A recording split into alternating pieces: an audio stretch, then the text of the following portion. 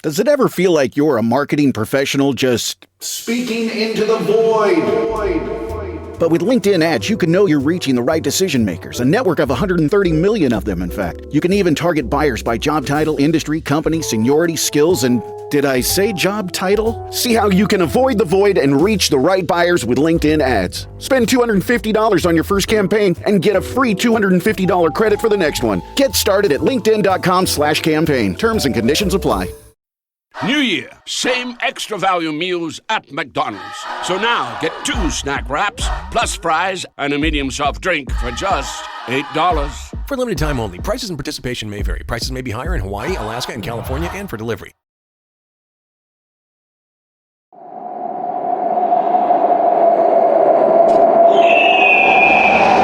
Hello and welcome to the Assassin's Creed Lorecast. I'm Teacup. And I'm She-Cup. And we are so excited to bring you this podcast dedicated to unraveling all the mysteries woven in to the Assassin's Creed universe. Each episode will be diving into a different lore discussion, from Pieces of Eden, solar flares, and the Isu to the Hidden Ones, the Order of Ancients, and of course, the Animus. We will seek to uncover it all. So step into the Animus, join us in the shadows, and maybe even take a leap of faith.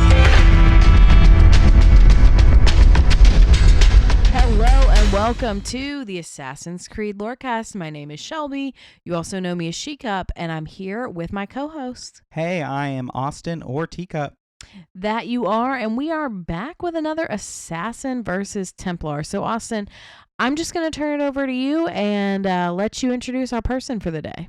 Of course. So, I thought since we spend so much lore time in our lore season of this season of the podcast on Assassin's Creed Shadows, that in some of the other things we would dive back further into some of the more earlier games and other things like that. And so I thought for today it would be really, really fitting to look at where the Assassin's Creed franchise began, which was the Crusades. And so let's look at when the Crusades began. And so today we're going to be talking about Assassin or Templar Pope Urban II. Also fitting because we got a new pope last year. We did. And we did a pope around that time. We did Pope Gregory. Mm-hmm. I say we like we're Catholic or something. We're not Catholic, which anyone who is Catholic who listens to this podcast would probably tell you within 5 minutes of listening to us talk. But yeah, so we're going to talk about Pope Urban II, who is the pope who basically brought about the Crusades. Basically, he's the one who gives this big speech that begins the charge to start the Crusades to retake the Holy Land. Mm-hmm. Yeah. So I thought this was a nice little fun fact. He was otherwise known as Otto of Chatillon, which probably means that he was in fact French. Yeah, before definitely. he was Pope. Yeah, it's a French word. I mean, there always is the possibility that he moved somewhere else and, is influenced by another country as well as French. But that word is certainly French. Right. And I think, I don't really know, and I don't want to deep dive into this, but there is a point where surname, family names were not really a big thing, at least in Europe. You were more your name and where you were from was more important than your family name. Right. Well, what you did, your job was your surname. That's how we have surnames like Baker and Brewer, and there's so many more. I can't even think of them right now, but any crafter kind of artisan. Right. So that's who he was. I just thought the name Pope Otto was really fun. Yeah, if only they used their real names. Yeah. It honestly actually would probably be more confusing because everyone had the same sounding names for so long. Read The Last Kingdom. Right. So he was head of the Catholic Church and ruler of the Papal States from 1088 to 1099. It's really funny, just the short reign of popes, and I didn't really think about this because Pope John Paul II ruled for so long, in our lifetime. And then Pope Benedict didn't rule for nearly as long as he did, and neither did Francis. But like the normal like popes ruling for over 50 years is not a normal thing, because they're normally pretty old when they ascend the office. Yeah, exactly, because they have to have time to A, go to seminary, B, be a regular priest, and C, become a priest with leadership before they can ever become pope. And seminary, I think, in Catholicism takes at least 5 years. Being a regular priest, you have to have at least one appointment, and those usually last 7 years each. So we're at least looking at 20 years before you take on any real significant leadership. Right, exactly. And that's not even to mention if you go to seminary, past like college age into real adulthood. Exactly. And like a lot of times, I think it is worth noting that like you would commit to a trade far younger than we do. Like you probably would have entered schooling to become the priesthood probably similar around the time of like us finishing in America high school. So or if not even earlier. Earlier. Yeah. But yeah, he is 11 years as Pope. He's best known for convening what's called the Council of Clermont, which began the Crusades. He also was a legate in the Roman military. Interesting. I mean, you don't think about popes as military. You do think about them as militaristic, but you don't think about them as potentially being part of the military. Right, exactly. Though some of them certainly could have been. Yes, and I think that there would have been at least one point of like, I feel like military service, when we think about that, is really different. But like the Roman army was like a standing army that you kind of dealt with there, versus like a lot of times, like, yeah, an English lord might serve in the army, but like when there's not wartime, they're back to just, tending their homestead and things like that. But as he came up into this, he was one of the most prominent and active supporters of Pope Gregory, the Gregorian reforms, which Gregory IV, who is his predecessor, his predecessor's up for debate, and we'll talk about that. Gregory IV establishes these norms. Basically, they call them the Gregorian reforms, and they're like, oh, it's named for Gregory IV. But Gregory IV proclaims that, no, they're named for Gregory I. Okay. Just like... He just wants the presumption of like humility, essentially. Yes, and the presumption that like his reforms are ensuring the tradition. And I think this is like really important to understand. Like power in Catholicism is that like a lot of times in Catholic theology and Catholic politics, older is superior. So like the older an idea is, the superior it is to something new. Yeah, and I would say the more traditional something is. For sure. Because it is about tradition. It's not necessarily just about age. It's about the traditions of the church and the Bible, and the traditions of theology. Yeah, exactly. And I think that that's probably why. But he supports these reforms, and we've talked about them briefly, but I thought I'd just go over them again, because I think they really give sight to kind of what we're doing here. 3 things: ensuring that the ownership of church property and assets remain with the church as a whole. Now, this is a big like deal, because the church as an entity that is owning property is still, I don't know how debated it is worldwide, but at least in our denomination, like who owns the property is a big, hotly contested issue. It's one of the biggest debates of the church, like truly. And I know that people who are outside the church are gonna be like, oh, really? Not like gay people or, money or even women in leadership. Like, no, like when it comes down to it, who owns the building and who has like final jurisdiction over the building controls all of that. Mm-hmm. And so like this basically establishes the church as like owning its own entity, and that like it's not just like a religious organization that's like leasing property that's owned by a lord or a state. This is really one of the first beginnings of what I consider the separation of church and state, where the church operates outside of the state's jurisdiction. And I know like separation of church and state means something different when you're talking about constitutional law, but I'm talking about like that idea that the church operates outside of the jurisdiction of whatever government rules the land it resides in. But yeah, it is Gregory the Fourth and Pope Urban II who really champion that.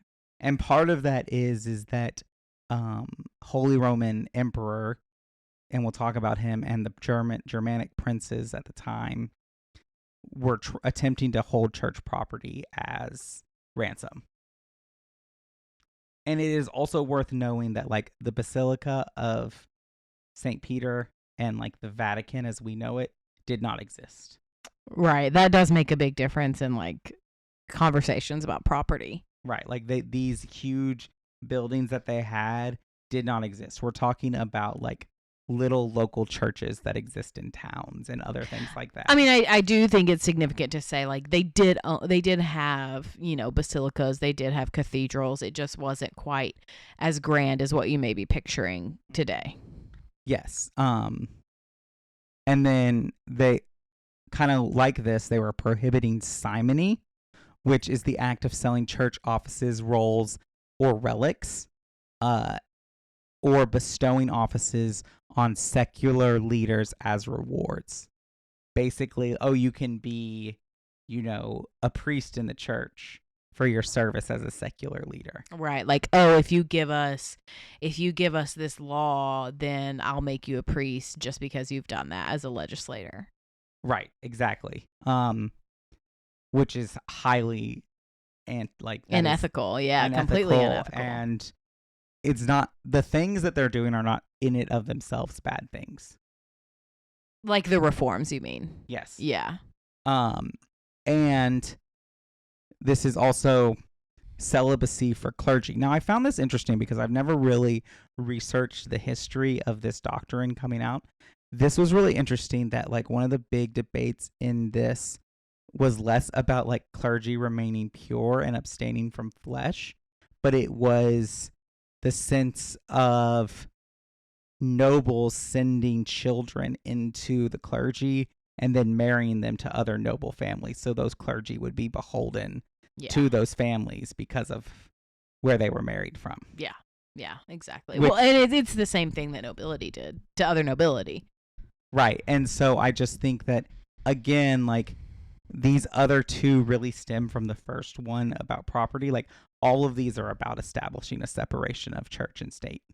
Yeah, and I think it's probably more accurate to say it's less about like the state as we understand it and more about nobility, like separating the church from all of these other noble houses and essentially making its own noble house.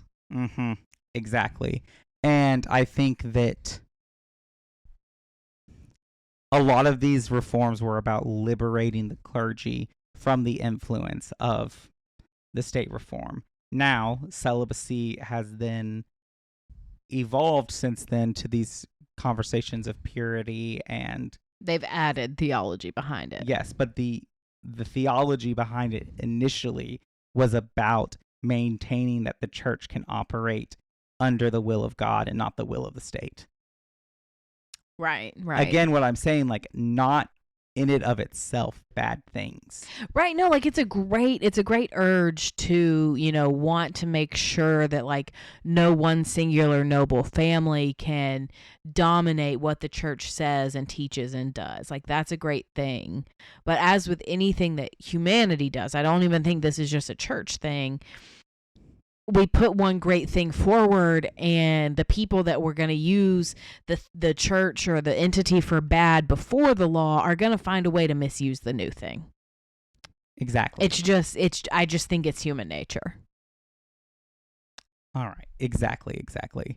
And so also I do need to say that I misspoke earlier. It is Gregory the Seventh who we are talking about, not Gregory the Fourth. That was my mistake there. So, just clarifying question. Is it Gregory the Seventh said that it's actually Gregory the First that did these reforms, or Gregory the Fourth that did these reforms? Gregory the First. Okay. That one is true. So I'm going to talk a little bit about what we're going to call the anti-pope, and then we'll take our mid-break, and then we'll come back and talk about the Crusades and Assassins versus Templars. So Gregory the Seventh, as I've corrected, had excommunicated Holy Roman Emperor Henry IV over disputes over papal authority. Basically, that Henry IV, the Holy Roman Emperor, is Christian and fine with Christianity until the Pope starts trying to tell him what to do. Yeah. As are they all. Right. And he's like, no, I'm the Emperor. And the Pope is like, well, I'm no, the Pope. I'm the Pope. Right. And it's this whole conversation of who is actually in charge. Yeah. And so he excommunicates Henry IV. And this is really thing. Like, this isn't really kicking Henry IV out of the church. What Gregory is doing is he is denying Henry the right to participate in the Eucharist or Holy Communion. All sacraments. All sacraments. That's why excommunicated. You are excommunicated from basically the communion of believers, or sometimes the communion of saints, as they talk about that. That's a kind of misconception of like, he's not really kicked out of the church. Like, no one's going to deny him entry into attending a service. Right. But they've basically said, I am denying you the path to salvation. That is what they're saying. It's actually, in my opinion, worse. Yeah, I agree. What he's saying is worse. And you would say, well, he's the emperor. Why does he care? Public opinion is a bitch.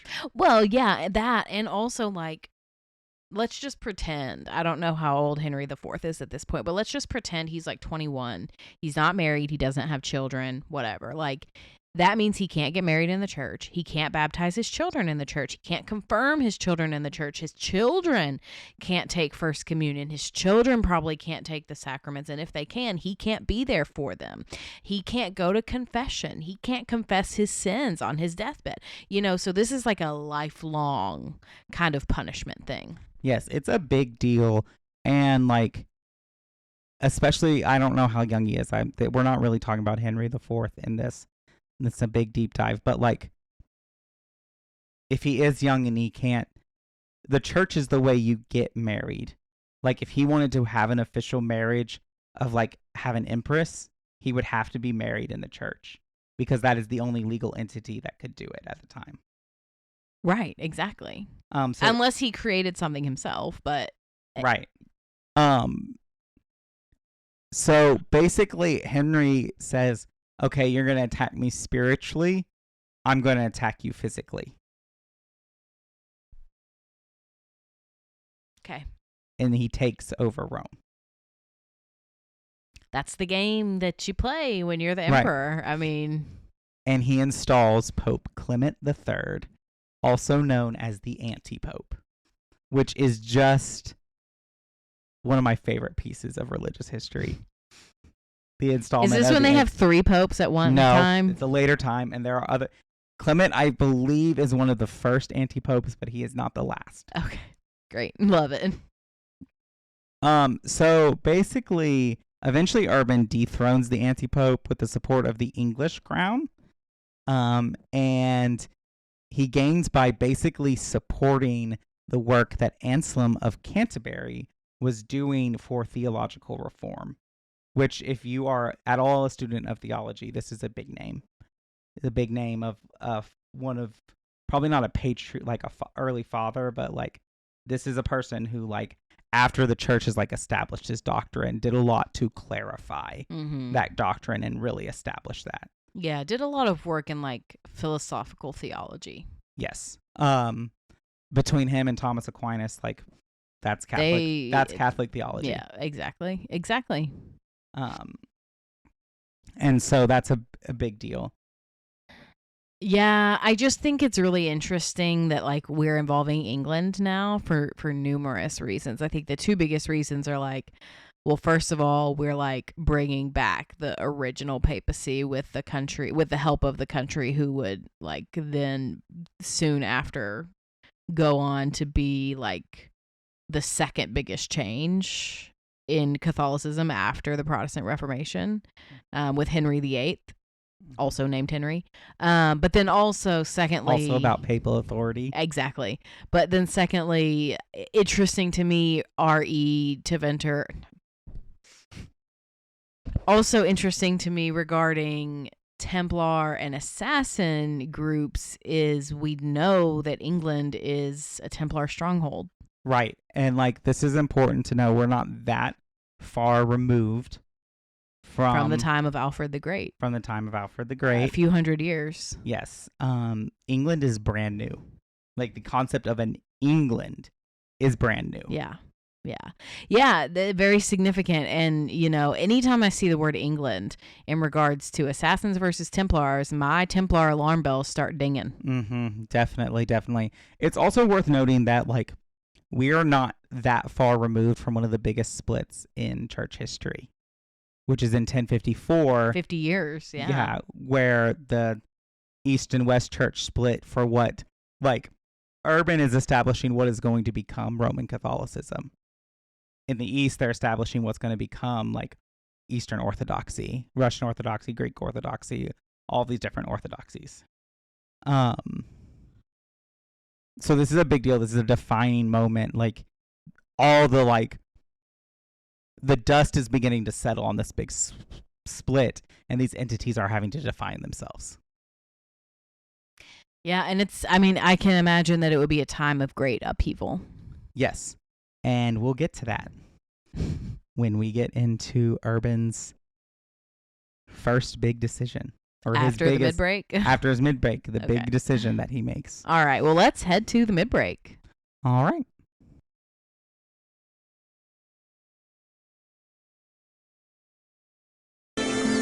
You look like the one thing in the world Alcibiades wouldn't take to bed.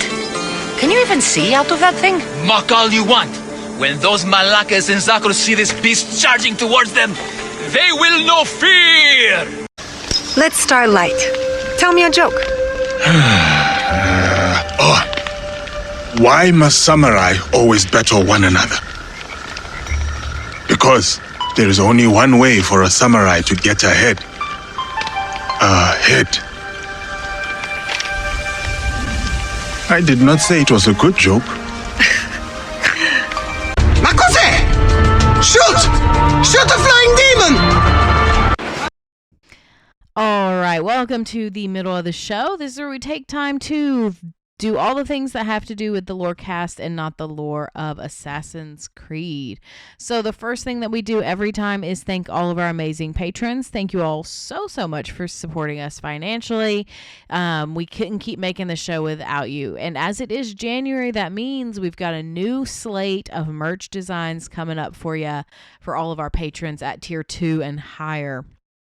So if you are interested in getting in on that merch, which is exclusive to our patrons, now is the time to do it to ensure you get all 4 rewards, which include a t-shirt and 3 stickers. If you top out at tier 3, tier 2 patrons will get 4 stickers. So definitely check that out if you are interested. And the next best way to support us is to leave us a rating, a review, a comment, wherever you listen to the show, whether it's on Apple, Spotify, YouTube, or somewhere else. And we don't have one to read today. So if you are itching to leave us a review, we'll probably read it out on the next one.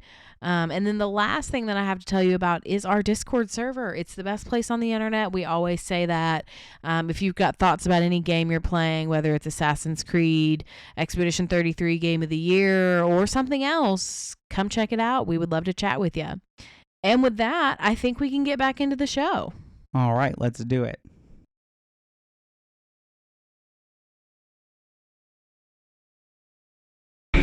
No, you're right. Let's all just screw around while the world falls to pieces. Hey, this isn't easy, you know. Right, like we're all on vacation out here? Enough! Look, everyone's under a lot of pressure, but we're the only ones who can stop Abstergo, so we need to keep it together. She's right. We need to be a hive mind, people. Anybody up for some reconciliatory yoga? Anyone? Very funny, guys. You have my thanks. Keep the sword, Ezio. Do I know you from somewhere? Don't you recognize me? It's a me, Mario. Uncle Mario? It's been too long, Nipote. Far too long.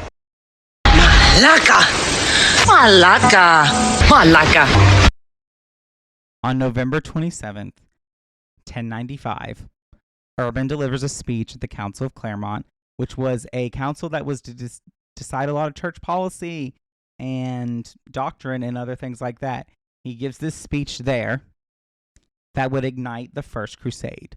Now, there are 8 crusades. The one that we play in Assassin's Creed is the Third Crusade that takes place in the 1200s. None of them are successful.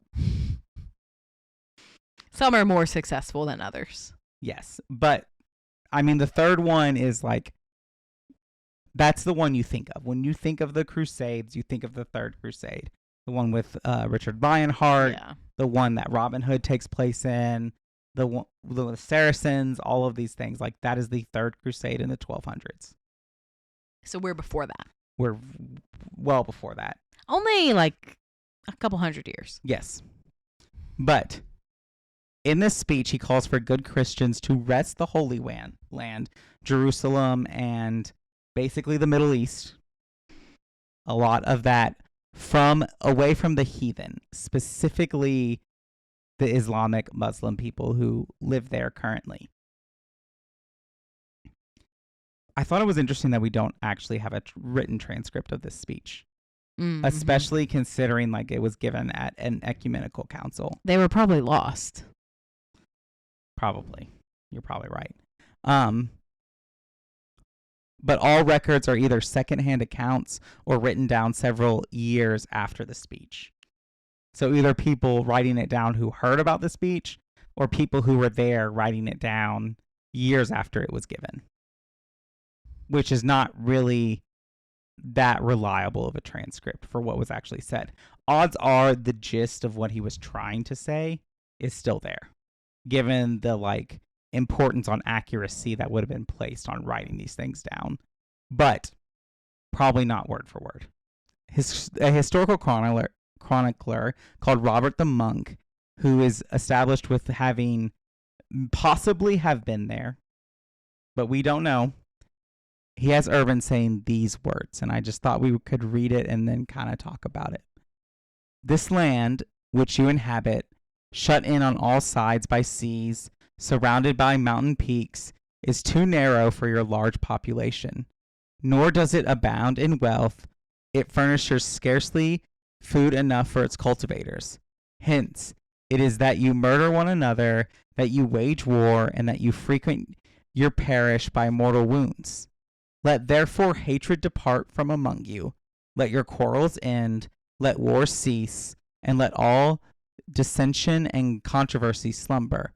Enter upon the road to the Holy Sepulchre. Wrest that land from the wicked race, and subject it to yourselves. God has conferred upon you above all nations great glory in arms. Accordingly, undertake this journey for the remissions of your sins, with the assurance of the imperishable glory of the kingdom of heaven. I really like the dissonance between end all wars by fighting a war somewhere else. Yeah, and also the dissonance of we have to take this holy place back from people who don't believe in Christianity. And also, you don't have to believe in Christianity, but if you fight this war, you'll get salvation. Mm-hmm. It's like an extreme take on martyrdom, basically. Yeah. Like you are dying for a cause of the faith, and therefore your sins will be absolved. Right. It is interesting, like, and this is a theological standpoint that I have to take here of like, for this point in Christian history, the idea that like all sins are equal before God, not really a thing. Like Augustine kind of hints at that ideology, but not really. Well, and that was 600 years before this. 700 years before this. Right. And so like that's not really an idea. Like and I think it should be said that that's not even an idea in Catholicism today. Like the mortal sins are worse than any of the other sins. Like that's a very Protestant idea, and Protestantism is 500 years away at this point. Right, and like not even all Protestants agree on that ideology. So it is widely disputed what Urban's motives are. Basically, because he never writes down and says, this is why I did this, which, why he would, I don't know. Evidence, basically, we have different records of the speeches, which all differ. They all do kind of have this idea of basically sainthood and martyrdom for anyone who fights in the Crusades. Basically, historians believed that he did this to try to exert his influence to bring about the unification of Eastern and Western churches that was caused by the Great Schism of 1054.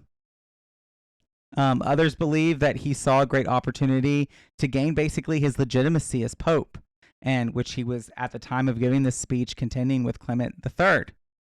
A third theory is that Urban felt threatened by the Seljuk conquest in Europe and saw the Crusades as a way to unite the Christian world into a unified defense against them. This is an important thing because Urban basically excuses Spain from the First Crusades because he says you should focus on the Moors. Which the Spanish Inquisition is not far from this. Regardless of motive, the start of the Crusades is what gives Urban enough political support to basically dethrone Clement III and establish himself as solitary pope, which is funny because he's going to die in 4 years. Maybe he knew he was sick and he had to go out strong, you know? Maybe. I think that my personal take is that Urban had a strong desire to present the correct front of Christianity to the world. And he probably thought, as a lot of Christians at the time do, as many Christians even today still think, that Christianity is the successor to Judaism, and therefore the Holy Land is ours. Mm-hmm. Yeah.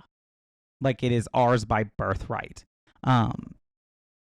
This just going to say, like, the ideas of manifest destiny, all of these things are not American invented ideals. We might have cultivated them to our own context, but we inherited them from a long history of Europeans thinking the same thing.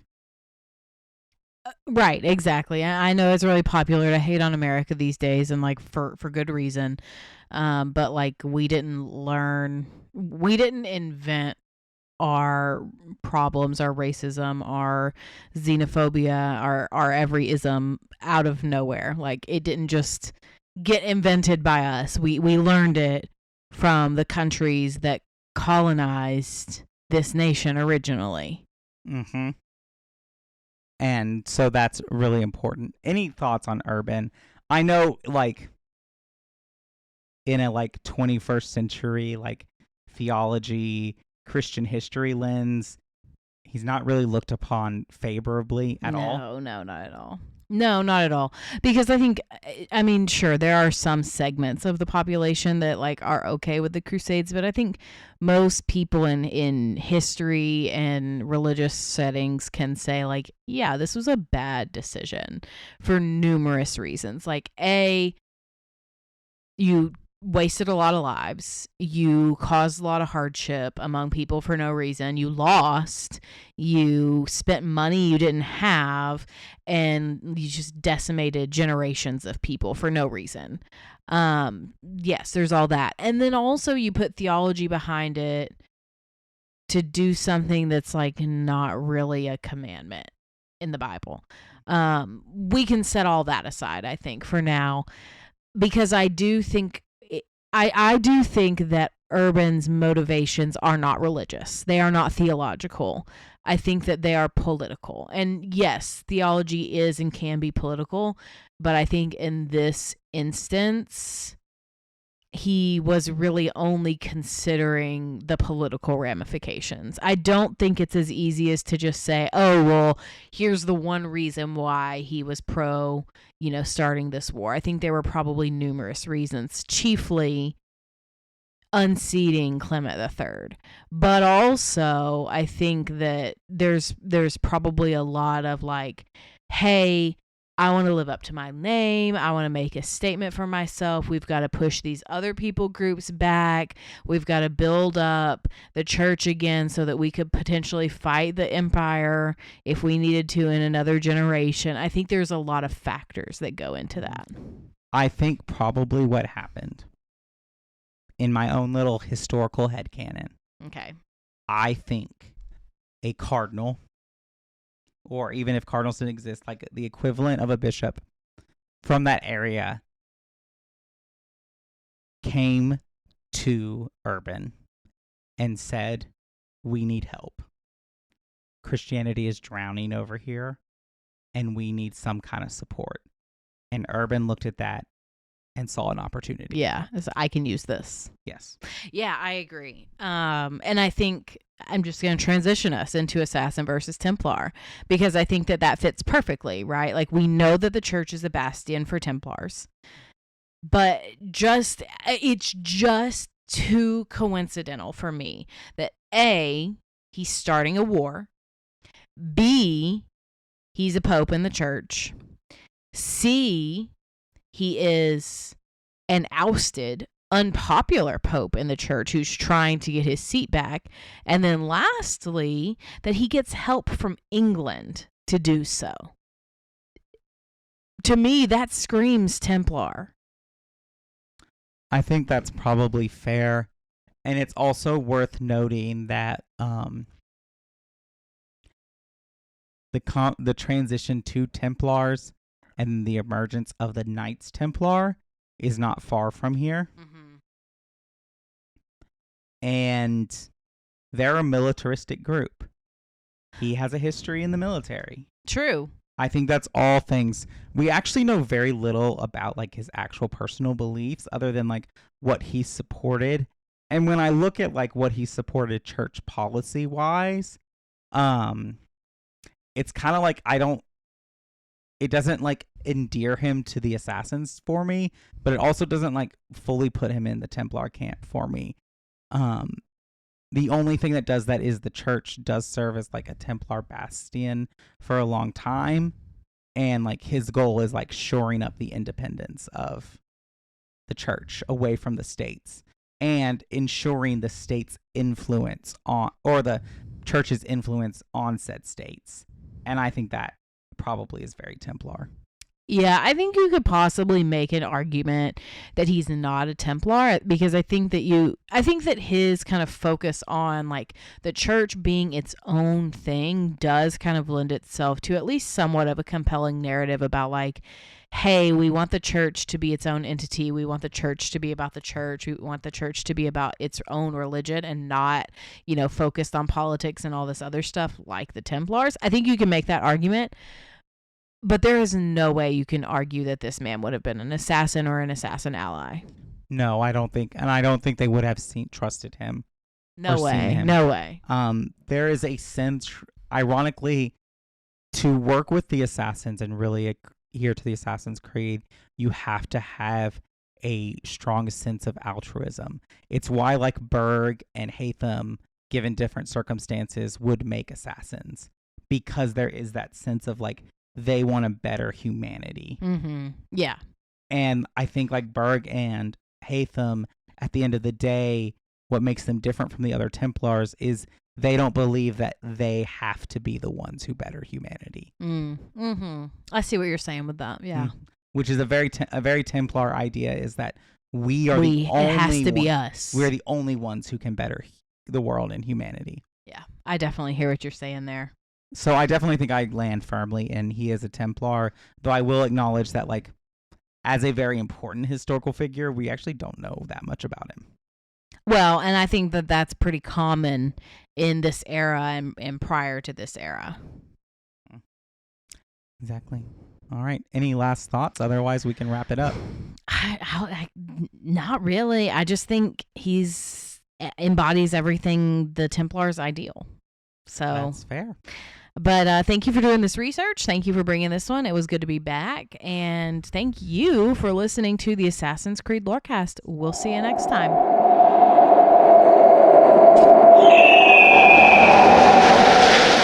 Thanks for listening to the Assassin's Creed Lorecast.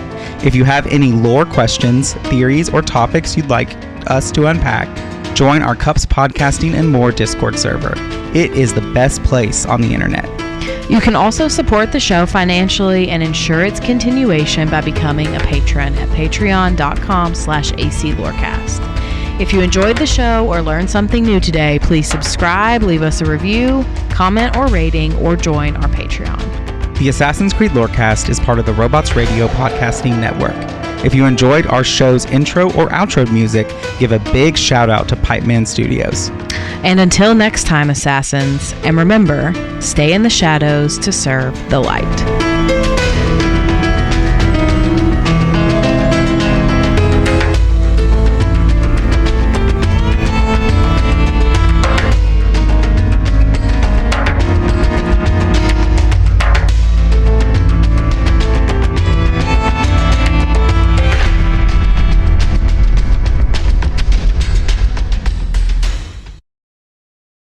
Well, the holidays have come and gone once again, but if you've forgotten to get that special someone in your life a gift, well, Mint Mobile is extending their holiday offer of half off unlimited wireless. So here's the idea. You get it now, you call it an early present for next year. What do you have to lose? Give it a try at mintmobile.com/switch. Limited time 50% off regular price for new customers. Upfront payment required. $45 for 3 months, $90 for 6 months, or $180 for 12-month plan. Taxes and fees extra. Speeds may slow after 50 gigabytes per month when network is busy. See terms. Are you a fan of Indiana Jones? How about someone who just enjoys an immersive story of historical fiction? If so, then the Indiana Jones Lorecast is the place for you. Join me, Sir Bandit, as we delve into the amazing and rich history of the Indiana Jones franchise, from the films and TV series to the novels, comics, and games. The show is available wherever you get your podcasts, so if you feel that call to adventure, you can come find me in my office. I'll see you there.